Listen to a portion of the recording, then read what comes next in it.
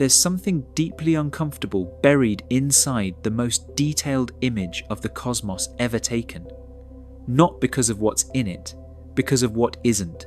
When you look at the full sweep of that image, hundreds of thousands of galaxies, each one a civilization of suns, it looks complete.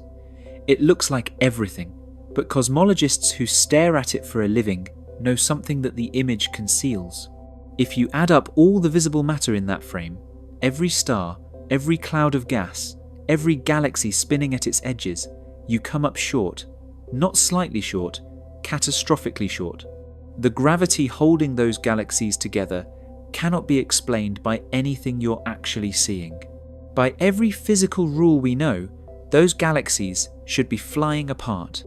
They're not. And in early 2026, a team of researchers released a map that changed the way we understand why. Not a photograph, not a simulation. A direct reconstruction of the invisible structure holding everything in place, traced from the distorted light of 250,000 galaxies. For the first time in human history, we can see where the unseeable lives. And what it looks like is not what anyone expected.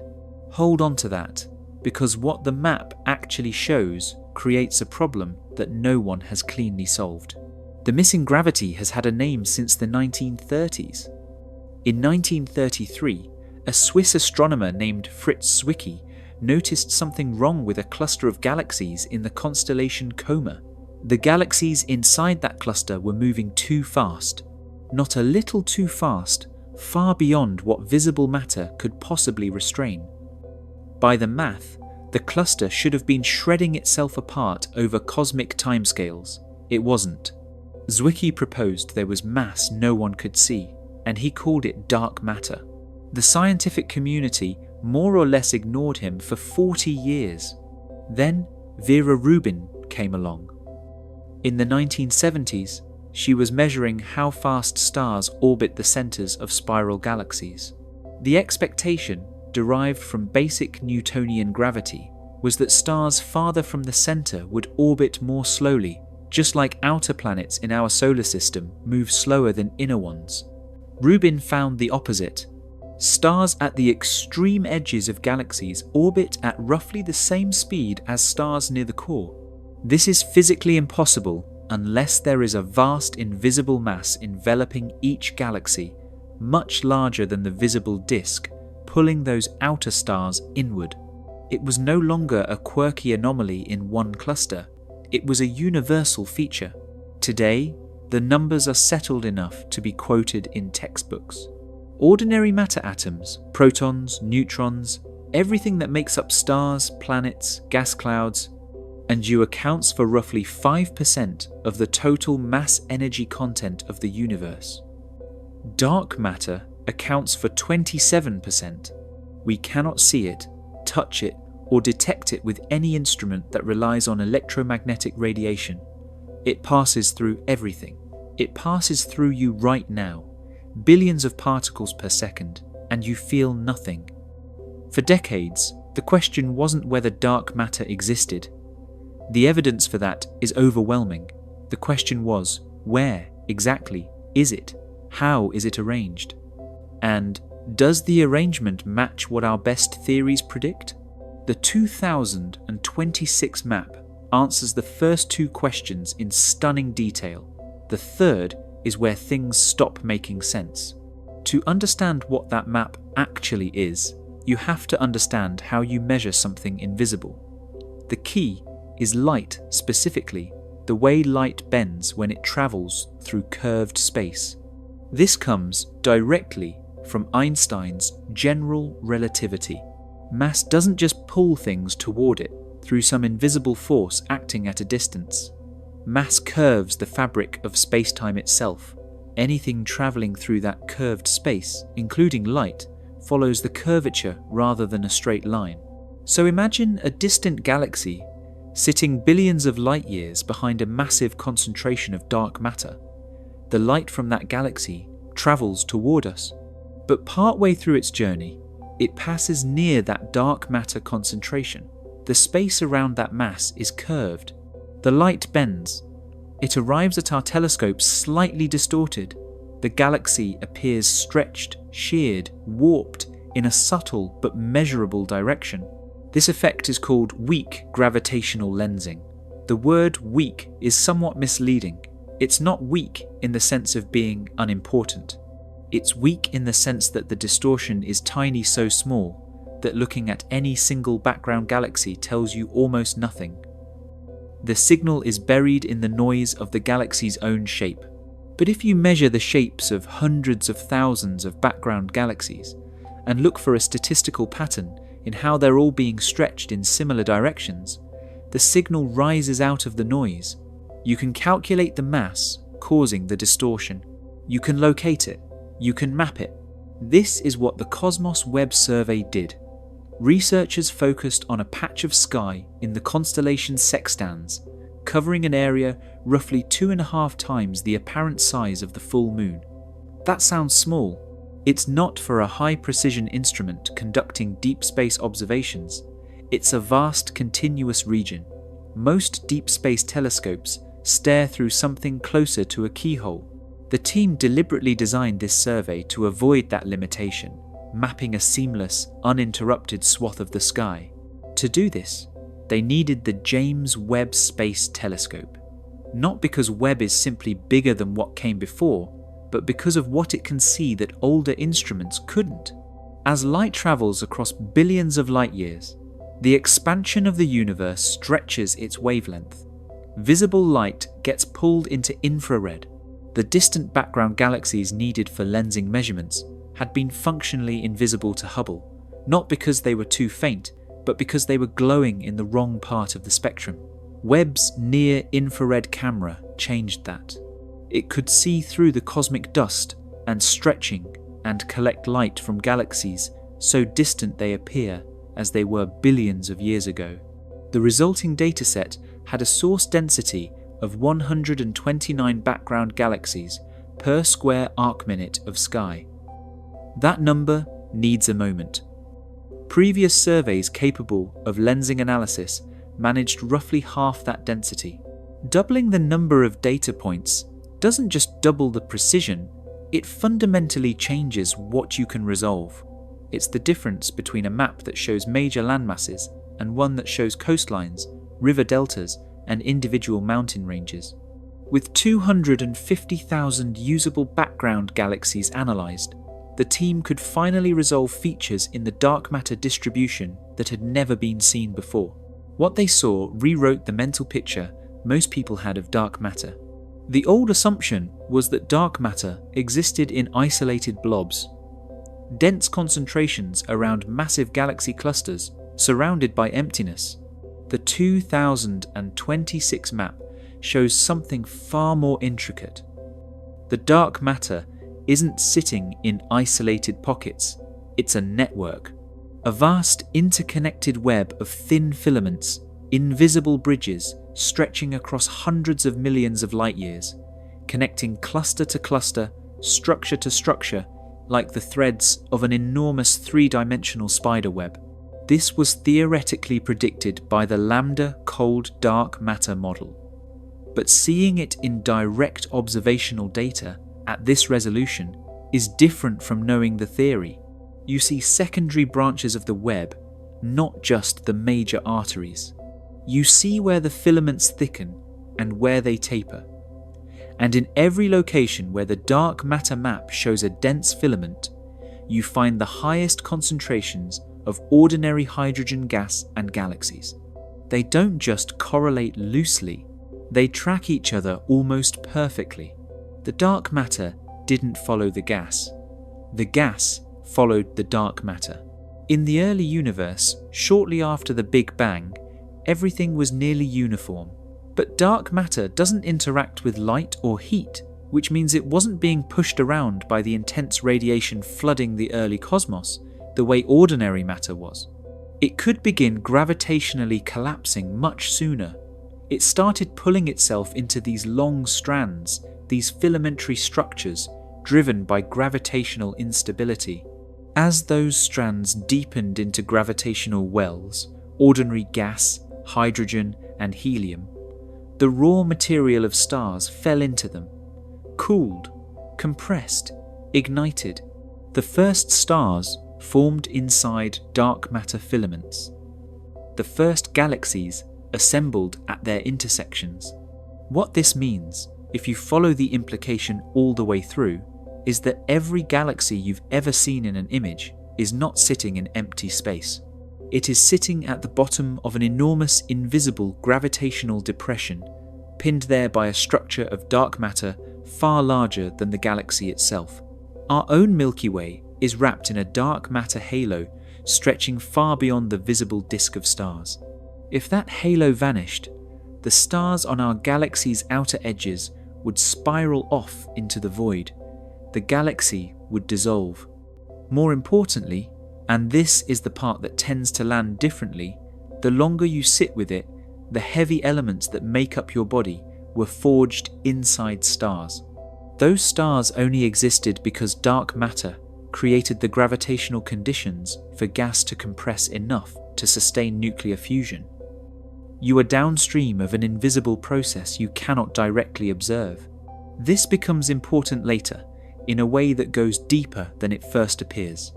But set that aside for a moment. The map also revealed something no one was fully prepared for, a discrepancy. Not dramatic, not a crisis, but real, consistent, and currently unexplained. The lambda cold dark matter model, the standard theoretical framework that has dominated cosmology for decades, makes specific predictions about how clumpy the universe should be at various scales.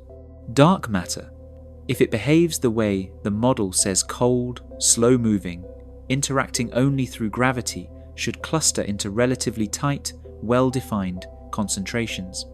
The computer simulations that model the growth of cosmic structure over billions of years produce a universe with a specific texture, a specific degree of clumpiness.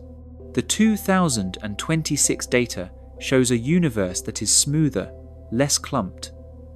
The dark matter filaments are more diffuse, more blurred out than the simulations predict. Cosmologists have a name for this. They call it the sigma 8 tension, referring to a specific parameter that measures the amplitude of matter clustering. The JWST data isn't the first hint of this tension.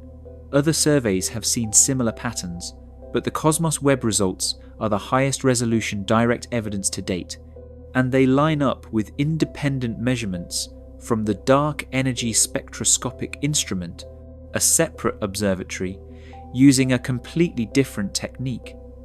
The discrepancy is holding up under scrutiny. There are a few ways to interpret this. One is that our measurements of the early universe, specifically from the cosmic microwave background, the faint glow of radiation left over from roughly 380,000 years after the Big Bang, are slightly miscalibrated in ways we haven't identified. The other interpretation is more interesting.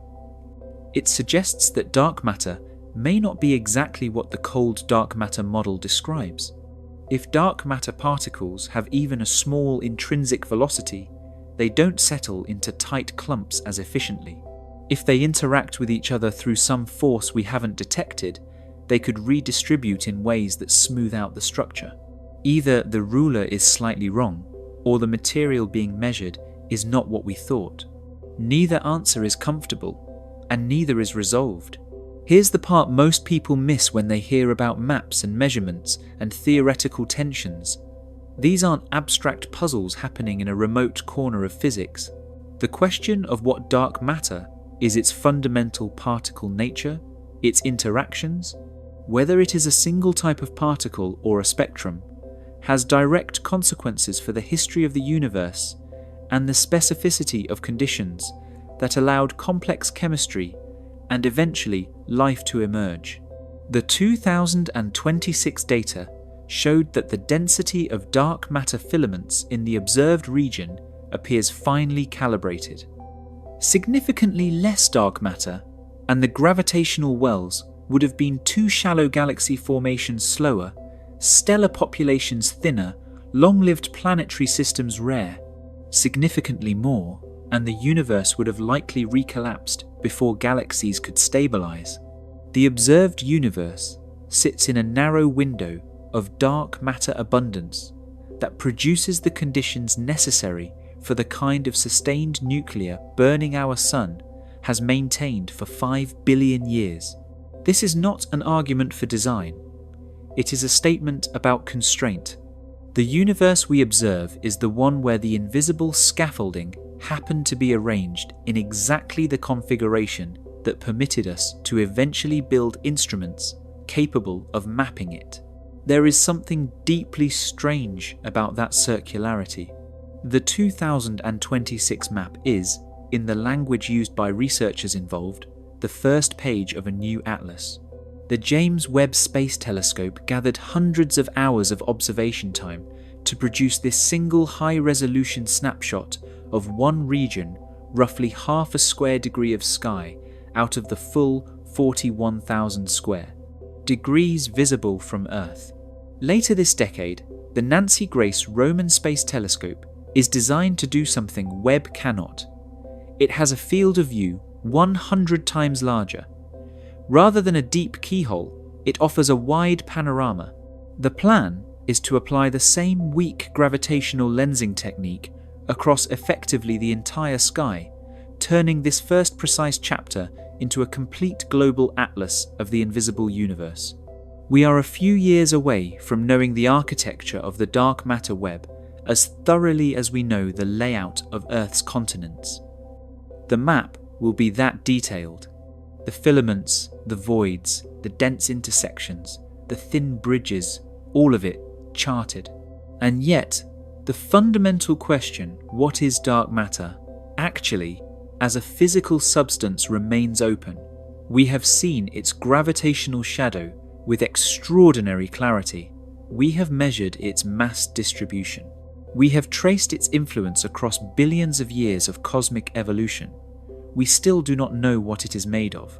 Decades of laboratory searches for candidate particles, WIMPs, axions, sterile neutrinos have produced no confirmed detection.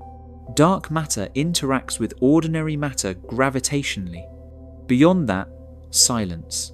Having a precise map changes the search in ways that weren't previously possible. Instead of scanning the sky with theoretical models and hoping to catch a statistical hint, researchers can now take the map and ask very specific questions. If dark matter is a particle with these properties, what would the filament structure look like at this scale? If it has this mass, or this interaction cross-section, how would that change the smoothness of the web?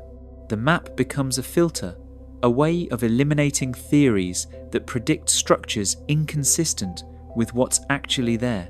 This is how science makes contact with the unseeable, not by directly observing the thing, but by constraining it until only a few possibilities remain.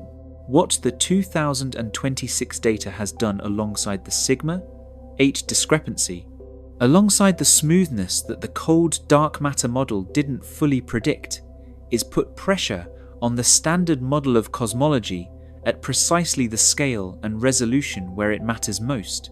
Not pressure in the sense of overturning anything, pressure in the sense of revealing the edge of where the known explanation stops working cleanly. That edge is important. Throughout the history of physics, the moments just before a fundamental shift in understanding have tended to look like this. Not dramatic experimental failures, small, persistent discrepancies, observations that almost fit, numbers that are close but not exactly right. The history of physics is filled with moments when almost right turned out to be the crack through which a completely new framework eventually entered. We may be living in one of those moments, or we may find that the next generation of data closes the discrepancy and the cold dark matter model proves to be even more complete than feared. That outcome would be significant in its own way, an unsettling confirmation that the universe is exactly as strange as the current math describes. No more, no less. But there is a darker possibility that the sigma 8 tension keeps raising quietly in the background of these discussions. A possibility that most papers don't lead with because it's the kind of thing that sounds too large to be credible.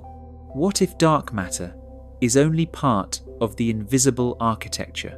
What if the tension between the predicted clumpiness and the observed smoothness is pointing not to a property of dark matter, but to something we haven't included in the model at all? Something that acts on the structure of the cosmic web at large, scales in a way that doesn't fit any particle we've theorized. Dark energy, the name given to the force apparently accelerating the expansion of the universe, is already a second major unknown sitting alongside dark matter. Together, they account for 95% of the universe. The 5% we understand directly is the visible matter. The rest is two categories of gap, each named and each almost entirely unexplained. The map revealed in 2026 is the most precise measurement of one of those gaps we've ever achieved. It shows us exactly where the first gap lives, how it's shaped, and how it behaves. It also shows us that even the most precise measurement we've ever made doesn't fully match our best theory, which means the theory is either incomplete or the universe is doing something we don't have a name for yet. And that question, not what dark matter is, but whether our current framework is even capable of containing the answer, is the one that doesn't close cleanly. It's the one the map doesn't resolve, no matter how detailed it gets. It's the one that survives every new observation and every refined measurement. If the discrepancy holds as the Roman telescope scales this survey across the full sky, if the universe remains consistently smoother than our simulations, at every scale we can reach, then something foundational will need to change. Not just our model of dark matter, possibly our model of gravity itself. That implication hasn't been fully explored yet. The data is too new and the stakes are too large to rush the conclusion. But it's there, sitting at the edge of the 2026 map, visible to anyone willing to follow the numbers past where they're comfortable. What happens to our understanding of cosmology if gravity itself behaves slightly differently at cosmic scales than general relativity predicts? That's the next question, and it's a much darker place than the one the map was built to reach.